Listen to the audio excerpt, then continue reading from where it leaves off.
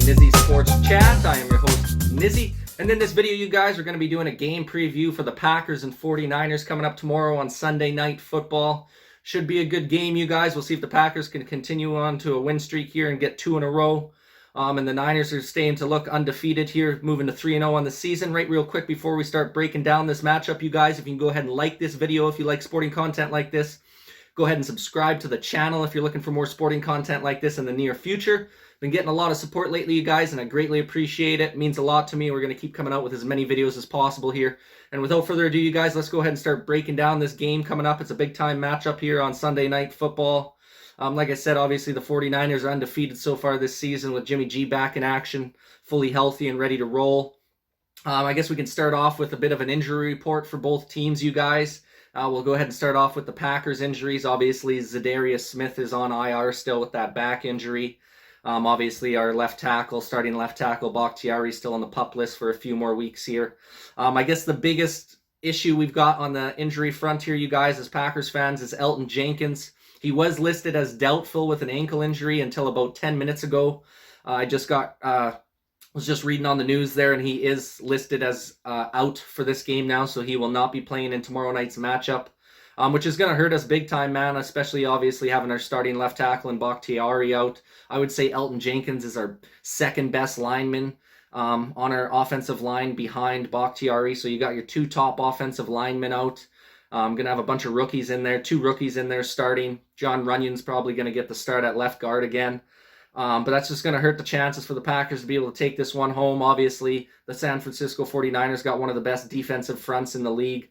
So it's going to be a tough matchup for our offensive line this week. We're going to have to do everything in our power to try and shut them down. But it's going to be real tough, man.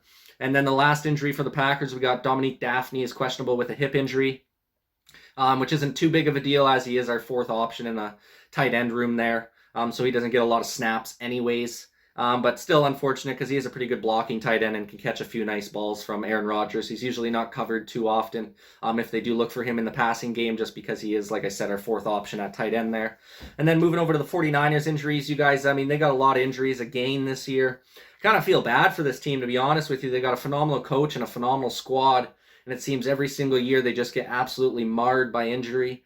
In this week's game, they got Mostert out. He suffered, I believe it was week 1 that he suffered a season-ending knee injury. He's got to get surgery, so he's out for the season, which is unfortunate. You got Givens, their defensive tackle, who's out with an ankle injury.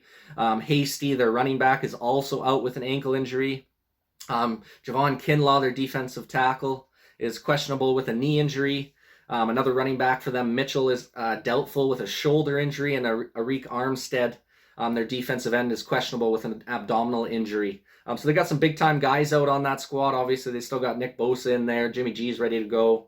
They got, the offensive line is still stout. They're not missing any other O-linemen.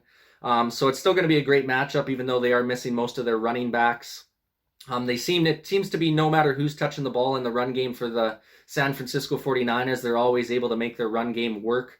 I think Shanahan is just so good at scheming run plays, and obviously with one of the better offensive lines in the league, it just helps to create those big-time holes in the defense for their run game there. So I expect their run game to still be stout, even though they have all these guys injured.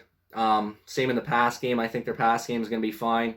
We've been pretty weak in our secondary so far to start the season. Kevin King's been getting absolutely burnt alive out there.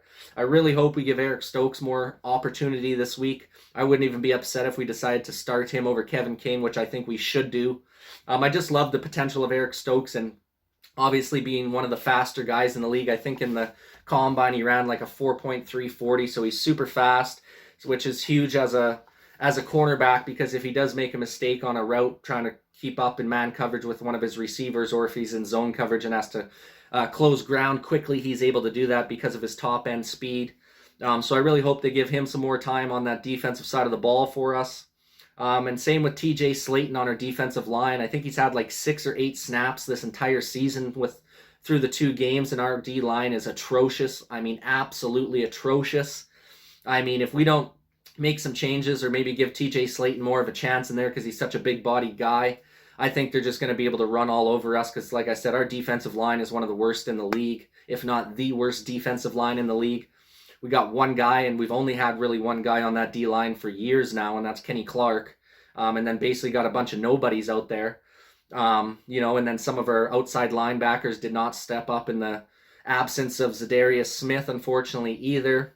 We still have yet to get a sack within 2 games this season. We have 1 sack on the charts here, you guys, but you can't even really count it as a sack. It didn't go to anyone on the team.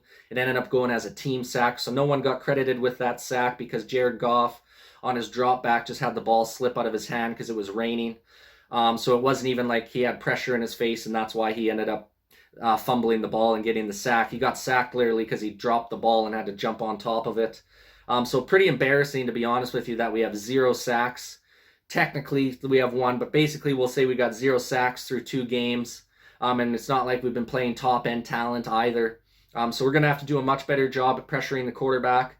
It's going to be one of the big-time things for us, man. If we can't get any sacks on Jimmy G, force him into some uncomfortable situations and force him to maybe throw a few turnovers, it's going to be a long day for the Green Bay Packers, man. All right, we'll go through some of the keys to the game, you guys.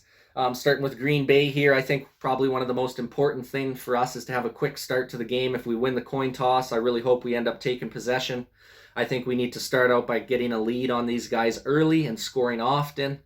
I think another huge key to the game for us, you guys, is going to be winning the time of possession battle.